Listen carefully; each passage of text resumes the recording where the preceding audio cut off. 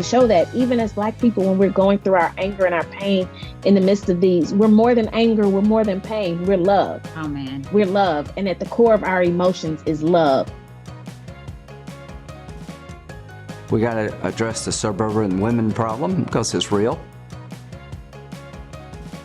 Welcome to the Suburban Women Problem, a podcast from Red, Wine, and Blue. Our guest today is the author of the award-winning New York Times bestselling novels, The Hate U Give, On the Come Up, and Concrete Rose. She has a brand new book coming out this week called Nick Blake and the Remarkables, The Manifestor Prophecy. Angie Thomas, thank you so much for joining me on the Suburban Women Problem. Thank you so much for having me. I would love to start by talking about your book, The Hate U Give, which is such a powerful book. We had our band book club read it, and they loved it. It's a young adult novel about a girl who witnesses a police officer kill her friend.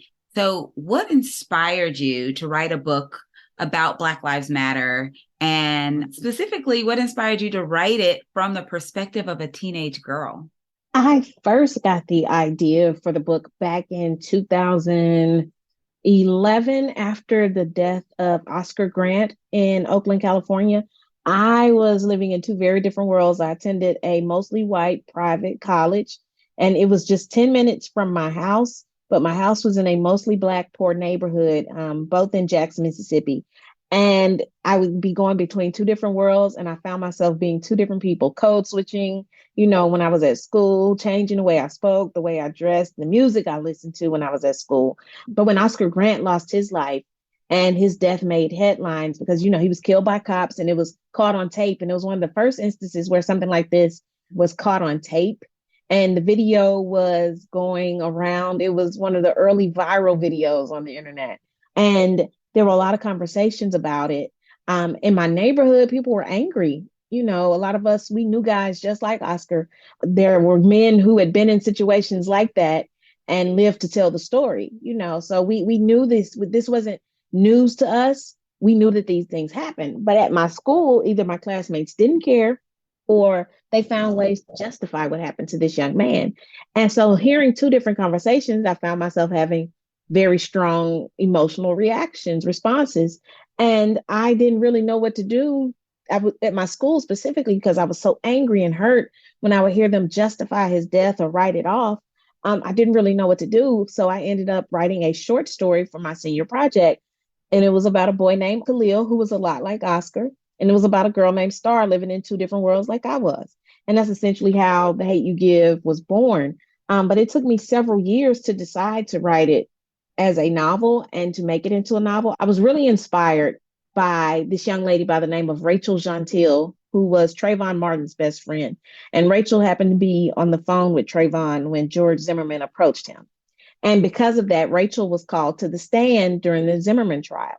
And one thing that I remember about Rachel, unfortunately, is that more people talked about the way she said things as opposed to what this young woman was saying. There were few people who were commending her publicly, at least in the media, for her bravery to get up on that stand and do what she did. And there were so many people talking about the way she spoke because she wasn't code switching. She wasn't polished, as you may want to say, and that made people uncomfortable. But what made me angry was the fact that nobody was making this girl into a hero. So it made me think back to that short story I wrote. And I said, you know what?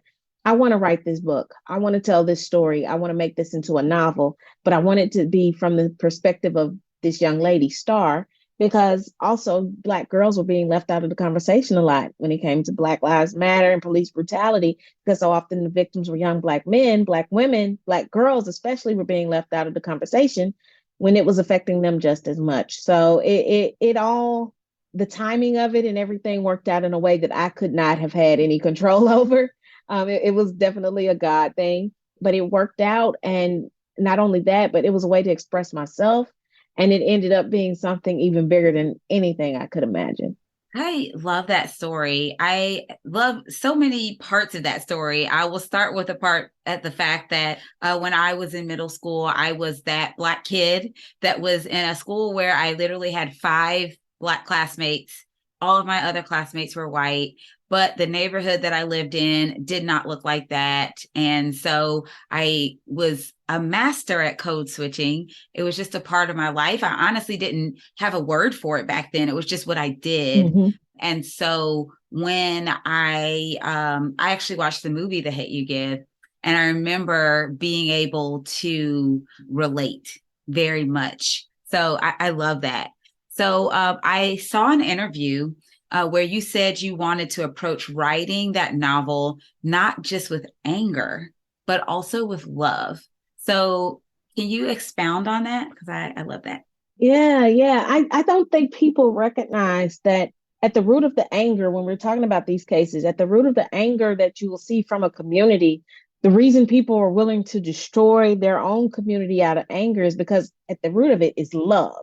They have love for this person. They have love for themselves, and they're tired.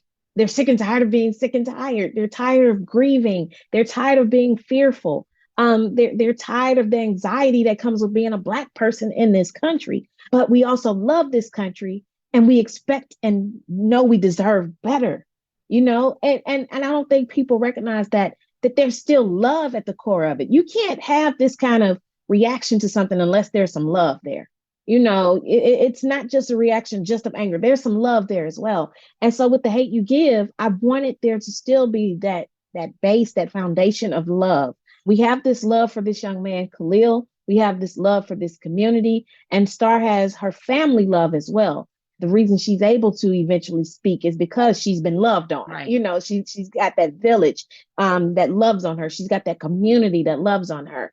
And we don't talk about that element enough.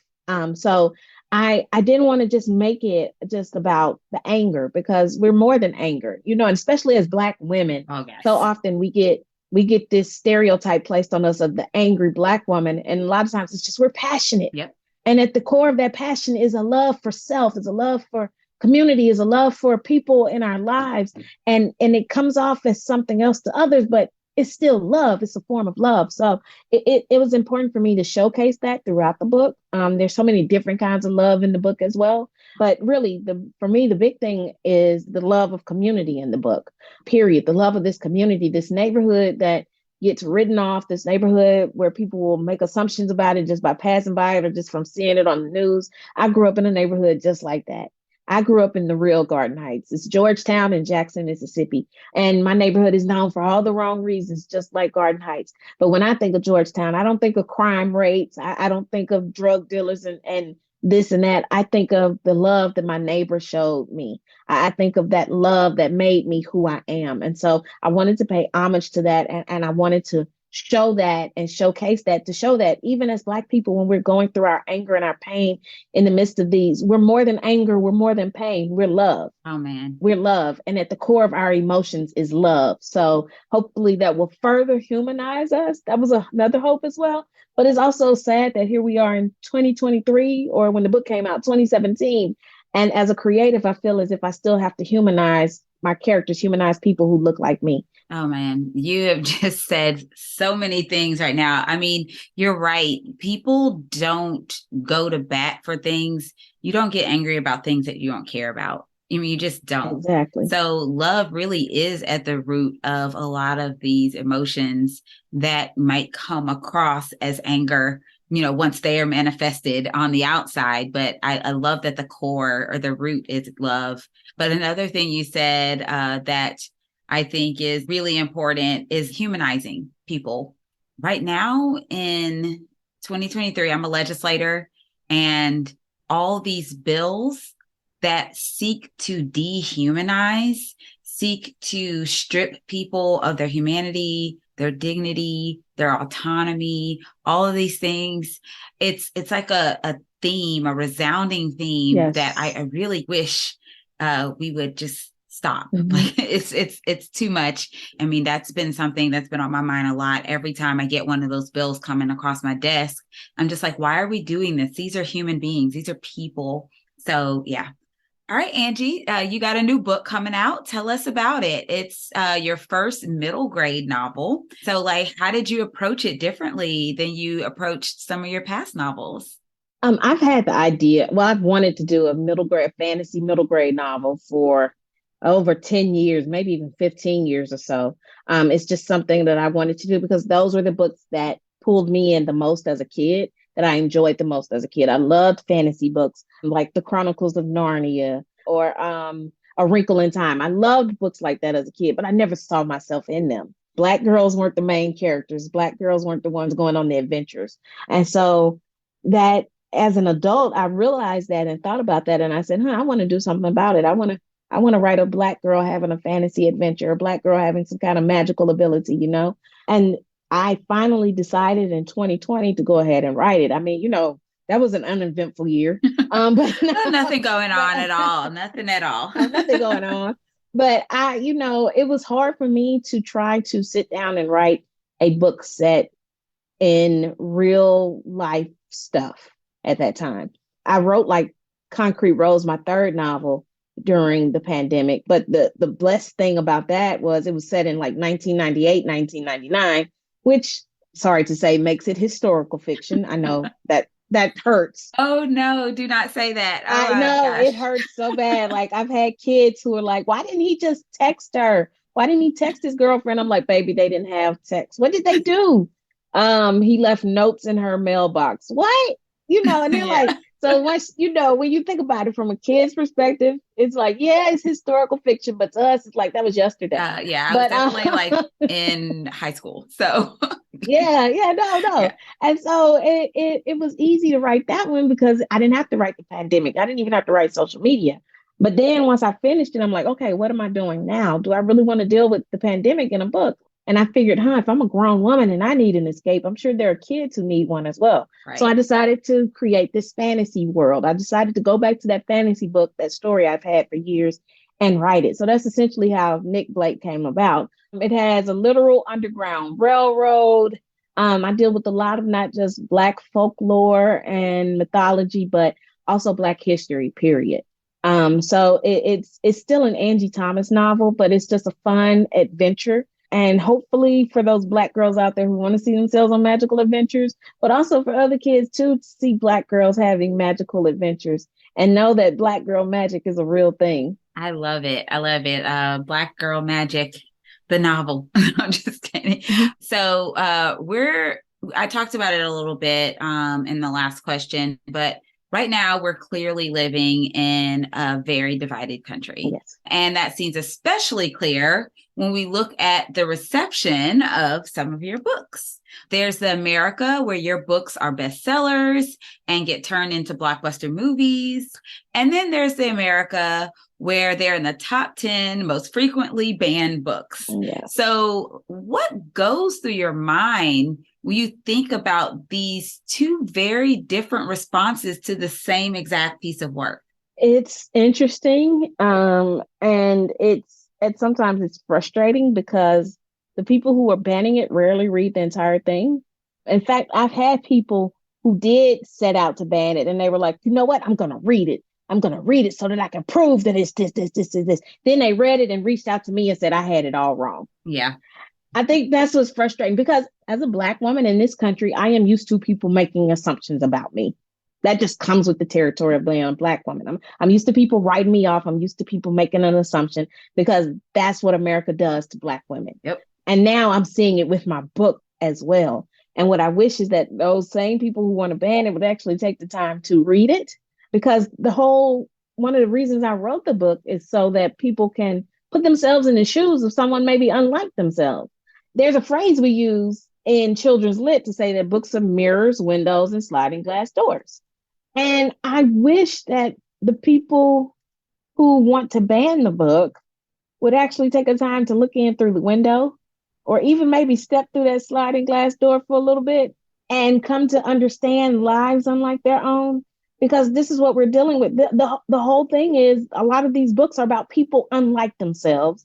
These books are about people in situations unlike their own, and they're refusing to even take the time to understand someone unlike them. This is a problem America has, period. Oh, yeah. We have an entire side that just does not care, does not want to, like you said earlier, does not want to humanize people, does not even want to take the time to try to humanize people. And that's frustrating because who suffers the most are the kids who need those mirrors. Right. And I hate the message that it sends to those kids who see themselves in my books, because what you're telling them is you don't matter, be invisible, be You don't quiet, be exist. silent. Right. You don't Exactly. exist, right?